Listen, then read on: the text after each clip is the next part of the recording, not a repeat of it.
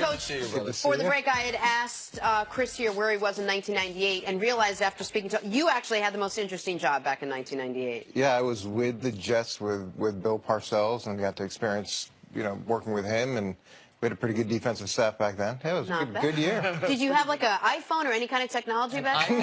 Just give it a break. We were introducing computers then. That's not what this was. It was called a transition, but it was an epic fail is what it was. Thanks, Nick. Let's turn back the clock to 1998. Michael Jordan won his 6th title. Saving Private Ryan was dominating in the theaters, and Jon Gruden was making his debut as the head coach of the Raiders. Why am I talking about it? Because now, 20 years later, he wants to bring things back to a simpler time. Take a listen. Man, I'm trying to throw the game back to 1998. So I'm not going to rely on GPSs and all the modern technology. I will certainly have some people that are professional that can help me from that regard, but I still think doing things the old-fashioned way is a good way. Okay, so my issue, Coach, with this is that when he talks about technology, like what technology really is just more information. The metrics, the advanced data, all that is just a better way to be able to scout and to game plan and to do all of it. So will Jon Gruden's old school mentality work with the way everything and everyone has moved in the NFL now? Yeah, it'll work. And look, Jon Gruden's not Forrest Gump. He didn't get to where he is by accident. The success he had winning a Super Bowl, and then the success he had as an announcer, turning into a $100 million deal in Oakland. He may be saying that, but he's going to look at all the different things that are available to him, and he'll incorporate it. There will be people in the building that will show him the possibilities, and then he'll either adapt it or not. The problem with technology, and I was really aggressive with technology, and a lot of teams are, is trying to figure out how it fits. And how does technology make your life easier? How does technology make the player's time more efficient? And in the early stages of technology, it doesn't. And it's a time sponge. It's a resource sponge. There's so much that has to go into it. When you talk about, when you say technology, can you be a little either more specific or give examples? Okay. So for example, the GPS. When I was at the Jets, we brought over a sports scientist from the Australian Institute of Sports who introduced it to us. Now, at that point, it was all in the metric system, so it didn't really translate to what we were doing. But we were early adapters to it, and even though we liked it and liked the potential for it, it's been years in the works before teams have found a way to add some value to it. It could be virtual reality training or augmented reality training. That's something that's now coming out, and to me, I think is going to be an excellent tool.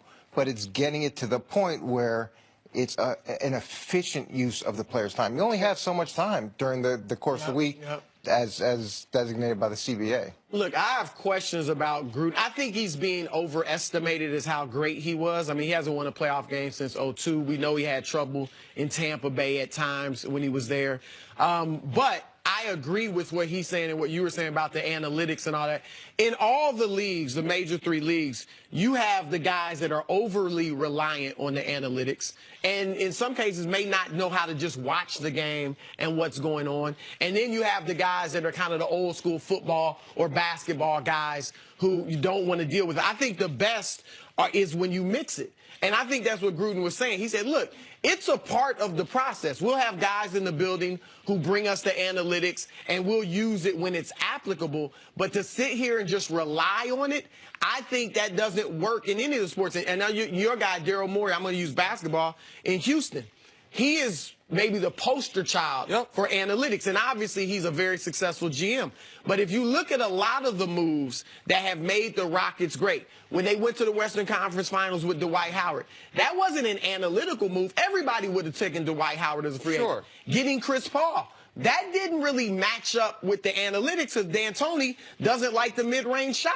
Chris Paul has specialized in the mid-range shot. That was just go get a great player that everybody knows is a great player. So I do think I like what Gruden's saying about I'll use it, but I won't be overly reliant on the analytics. And there's a space in analytics, and obviously it's helped a lot of sports. But in football, trying to find what that space is right now, nobody's cornered that market. And you're dealing with 11 players that are dependent on each other. So it's different than other sports. It's different than baseball. And there is this divide in the building where oftentimes the analytics guys are somewhat seen as nerds, and the analytics guys see the coaches as glorified gym teachers, and they never get together and really work on what is the most progressive way that we can add value. All right, so Jon Gruden and Mark Davis, I understand why they might yearn for 1998, because I think they are still both getting the same haircut they got in 1998, so I understand that part of it. However, this is so disappointing for me because of the contract Gruden has. Let me explain why. Okay. He has more security than any coach in the league other than Bill Belichick, I would imagine, because he has a guaranteed contract for 10 years and $100 million. If there was ever a coach that could fully embrace, forget I'm not talking about the technology part of it. I'm not even talking about the analytical approach to what players we pick, because there is an eye test. But the analytical approach to where the NFL is decades behind where it should be. What is the proper decision on fourth downs? What is the proper decision on aggressiveness? Where every team in the league gives up expected points every game by being too conservative. According to the math, the most aggressive team in the league is still a couple standard deviations more conservative than they should be. And one of the reasons, and you and I have talked about this on and off the air, that coaches can't be uber conservative, that coaches can't go with the numbers in a matchup and say, you know what, given our offense and their defense, this is a two-point conversion game. Every single time we're going for two. Given our offense and their defense, this is a 4th and 3 game. Even if we're on our own 30, the numbers say we should go for it if we're inside 4th and 3. The numbers, the reason coaches can't do that is if you go outside the norm, you're going to be questioned. The media is going to want to kill you. Your owner's going to say, what the hell was that about? This isn't how it's done. And you have to weigh that. Gruden doesn't. Gruden has more security than any coach in the league. He could be the trendsetter to show you, guys, we're all doing this wrong. We're all leaving points on the board. What if he doesn't believe in that? I mean, should he just do it to experiment? I mean, to conversely, he has the security to say, I'm going to do it the old school way. And if it doesn't work, he can switch if he wants, but he has the security to coach that way as well. And he also has high expectations.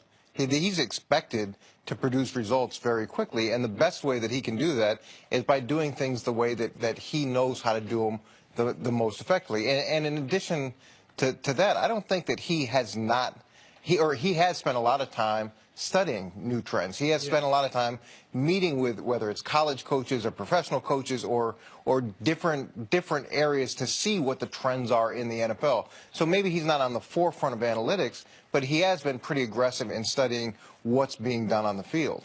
Look, he doesn't have a great roster next year. It's not like he has the luxury to be able to play around with a couple different options however he wants to go. They also knew exactly who they were getting in Jon Gruden. Jon Gruden, I mean, he's been out there. We've talked to him. It's not like he disappeared for a couple of years. So Oakland has to know who they were getting. I know that they know who they were getting. But doesn't your approach also just, it seems to me like if somebody was explaining gambling to me, well, I don't want to put, I don't want to hit here, but the numbers say you do, because every time you get this, you do. Right, you have to. But doesn't it take some of the, real feel in the moment, game time being what a coach is out of it, and then can you just get, a computer to coach the game? And when you make decisions that, based off analytics, are the right decision and they don't work, it's not like people sit back and go, oh, that was a great decision. But you shouldn't. Here's the thing. I get why most coaches would care about that, because they can get fired. Yeah, exactly. Jon Gruden can't.